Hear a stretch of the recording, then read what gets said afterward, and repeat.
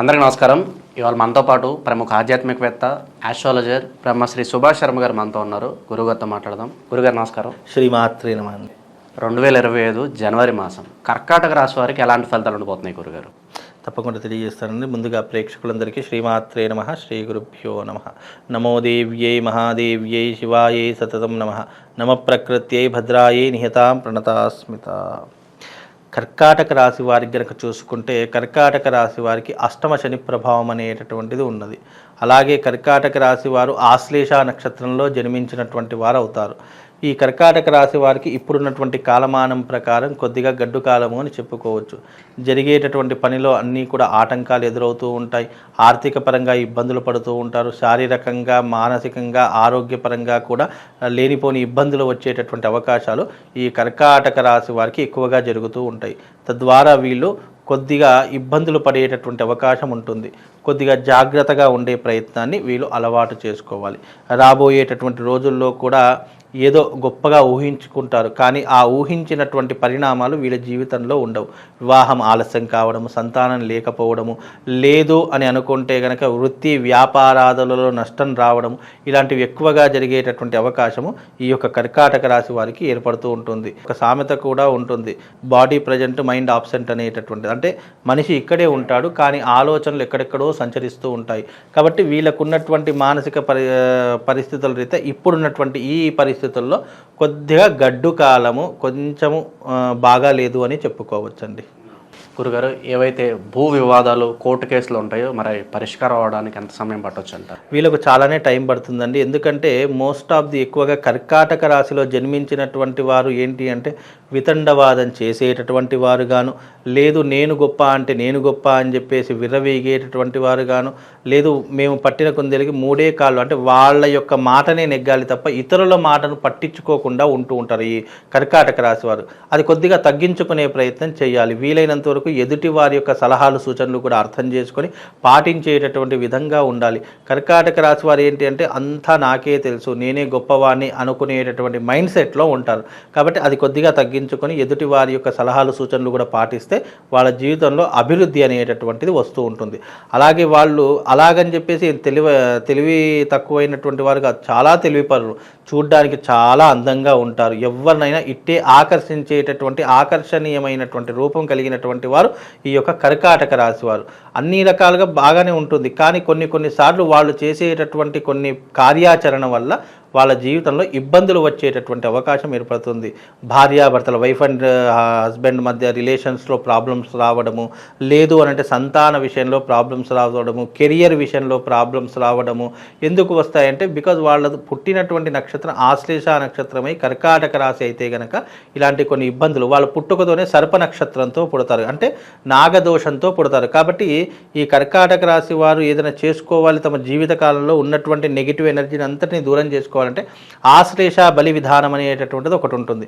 అది చేసుకుంటే వీళ్ళకంటూ ఒక మంచి గుర్తింపు వచ్చేటటువంటి అవకాశం ఉంటుంది. అది చేసుకోకపోతే జీవితం ఎక్కడ తీసుకోగా అక్కడే ఉంటుంది, ఎక్కడ పోవాలో అక్కడ డబ్బులు పోతూనే ఉంటాయి. కాబట్టి వీలైనంత వరకు జాగ్రత్తగా ఉండే ప్రయత్నం చేసుకోవాలండి. గురుగారు, సినిమా రంగంలోనూ రాజకీయ రంగంలోనూ కొంతమంది ఉంటారు, కొంత గుర్తింపు కోసం చూస్తుంటారు. మరి అటువంటి వాళ్ళ పరిస్థితి ఏంటి గురుగారు?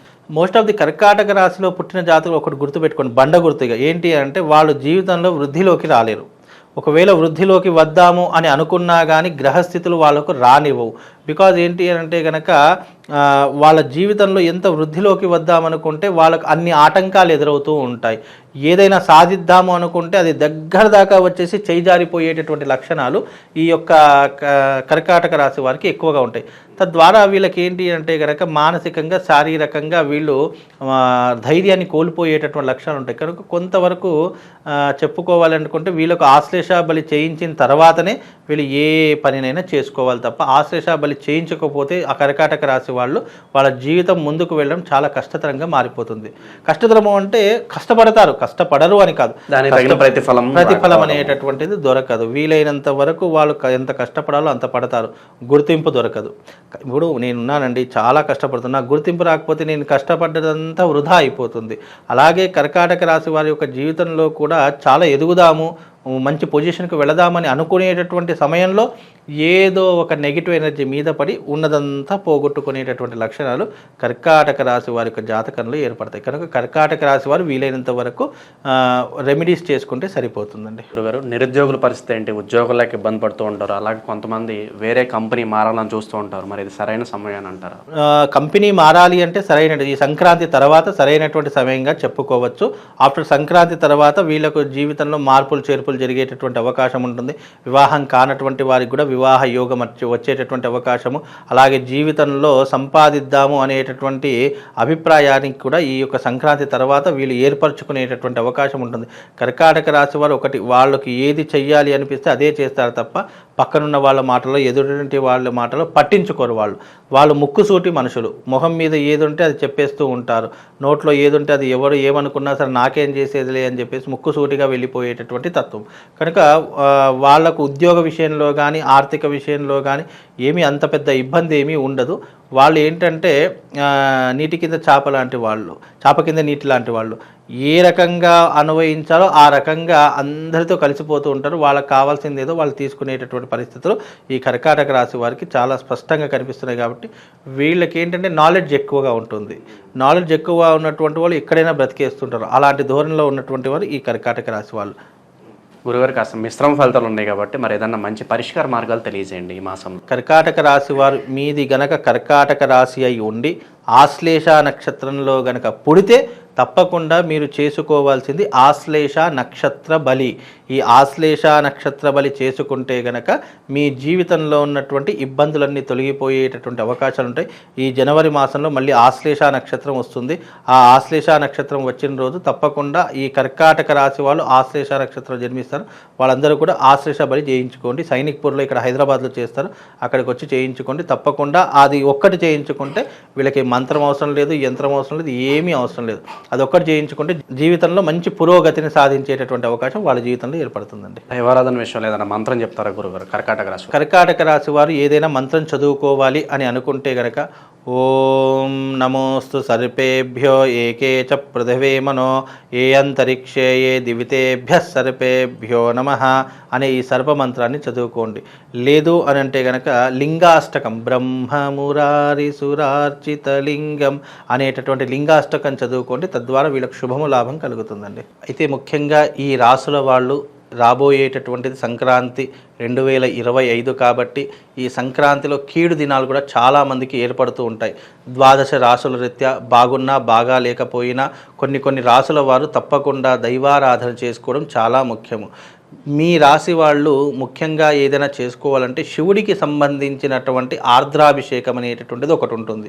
లేదు అని అనుకుంటే గనక ఈ రాశి వాళ్ళు ముఖ్యంగా తప్పకుండా శివశక్తి లింగం అనేటటువంటిది ఒకటి ఉంటుంది. ఆ శివశక్తి లింగాన్ని మీ ఇంటికి తెచ్చుకొని తప్పకుండా ఆ శివశక్తి లింగానికి ప్రతి నిత్యము ఉదయము లేచిన వెంటనే స్నానం ఆచరణ చేసుకొని ఓం నమః శివాయ అనుకుంటూ ఆ శివశక్తి లింగానికి వీలైతే ఆవు పాలతో, లేదు అని అంటే కనుక మంచి గంగ నీళ్లు తీసుకోండి, లేదా ఫ్రెష్ వాటర్ తీసుకొని దానికి అభిషేకం చేస్తూ ఉండండి. అభిషేకం చేసినటువంటి జలాన్ని మీరు తీర్థంగా స్వీకరించడం వల్ల ఆయా రాసుల వారికి తప్పకుండా శుభము లాభం కలిగేటటువంటి అవకాశం ఉంటుంది. ఎందుకు అని అంటే కనుక శివారాధన ఎక్కడనైతే నిరంతరము కొనసాగుతుంటుందో వాళ్లకు గ్రహ సంచారం అనేటటువంటిది పాజిటివ్లోకి మారేటటువంటి అవకాశం ఉంటుంది. జాతకం ఎంత నీచంగా ఉన్నా కానీ శివుడి యొక్క ఆరాధన వల్ల మనకు అద్భుతమైనటువంటి ఫలితాలు అనేటటువంటివి వస్తూ ఉంటాయి. అది కూడా శివశక్తి లింగం తీసుకోండి. శివశక్తి లింగం అంటే అర్థం ఏంటి అంటే కనుక శివలింగ ఆకారంలో ఉన్నటువంటి స్ఫటికలింగం ఒకటి దొరుకుతుంది. దానిపైన శ్రీయంత్రం ఉంటుంది. ఆ శివలింగం యొక్క పిండం పైన ఈ యొక్క శ్రీయంత్రం అనేటటువంటిది చెక్కింది ఉంటుంది. ఆ శివశక్తి లింగానికి గనక ఎవరైతే ఏ నక్షత్రం వాళ్ళు ఏ రాశి వాళ్ళైతే దానికి నిరంతరం అభిషేకాది క్రతువులు చేస్తారో, ముఖ్యంగా ఎవరు చేస్తారు, ఏలినాటి శని ప్రభావం ఉన్నటువంటి వారు, జాతకం నీచంగా ఉన్నటువంటి వారు, రాశి ప్రభావాలు గ్రహ సంచారం బాగా లేనటువంటి వారు ఎవరైతే ఉన్నారో అలాంటి ప్రతి ఒక్కరూ కూడా ఈ యొక్క శివార్చన చేసుకోండి.